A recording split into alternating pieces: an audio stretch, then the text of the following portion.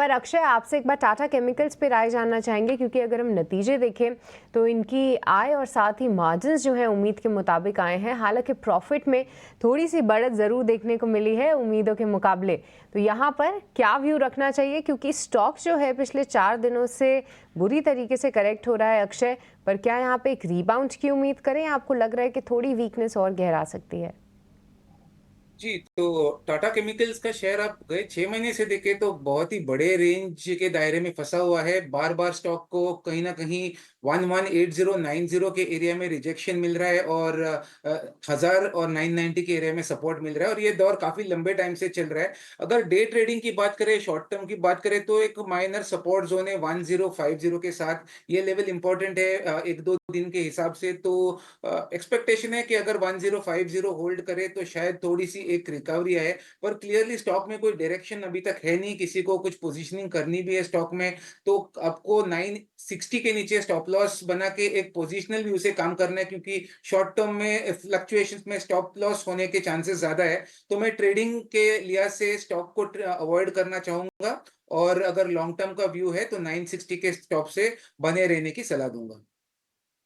All right, तो Tata chemicals पे फ़िलहाल जो है एक अवॉइड आ रहा है। और जी हाँ, अक्षय एकदम सही कह रहे हैं कि बड़े रेंज में आप टाटा केमिकल्स को पिछले 6 महीने से आप देखेंगे तो एक ये रेंज ब्रेकआउट होता है, उसके बाद ही किसी भी साइड का आप ट्रेड लीजिए। और जो ग्लोबल मार्केट्स हैं वहाँ से भी रिलेटेड कई सारी खबरें आती हैं, या घरेलू बाज़ार में सोडा ऐश के प्राइसेस कैसे मूव कर रहे हैं, इसका भी हम काफ़ी असर देखते हैं टाटा केमिकल्स पे।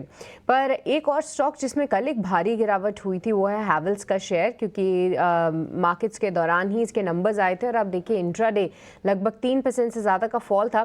पर आज जो गोल्डमैन सैक्स की रिपोर्ट आई है वो इसको पॉजिटिव मान रहे हैं, खरीदारी की राय बरकरार रखते हुए लक्ष्य बढ़ाकर 2100 के कर दिए हैं। एक बार वैशाली, आपसे समझना चाहेंगे, क्या कोई अहम सपोर्ट लेवल्स पे जाके रुकता हुआ दिख रहा है ये स्टॉक, और क्या एक रीबाउंड की उम्मीद करें?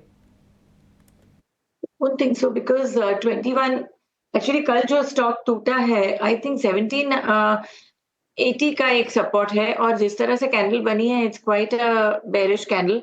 सो अगर ये लेवल्स टूटते हैं तो आई थिंक फर्दर डाउनसाइड आ सकती है। Trend is quite weak. काफ़ी वीक है, तो इस लिहाज से जो है आप हैवेल्स को थोड़ा सा अभी दरकिनारे करिए, क्योंकि यहाँ पर थोड़ी सी और कमजोर। मणप्पुरम पर व्यू चाहिए आपसे वैशाली जी।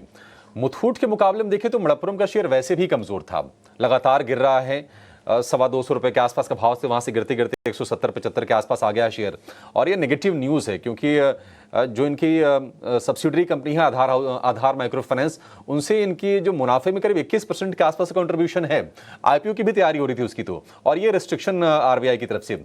आप जरा बताइए कि अगर शेयर और गिरता है तो कहां तक गिर सकता है, और आपके इसको लेकर राय क्या होगी? तो स्टॉक काफी करेक्ट हो चुका है, बट वीकनेस और भी हो सकती है because all support levels are broken. So अभी ये नेगेटिव न्यूज से मुझे लग रहा है ये 165-150 लेवल्स की तरफ जा सकता है, और वहां से एक बाउंस बैक की हम एक्सपेक्टेशन कर सकते हैं।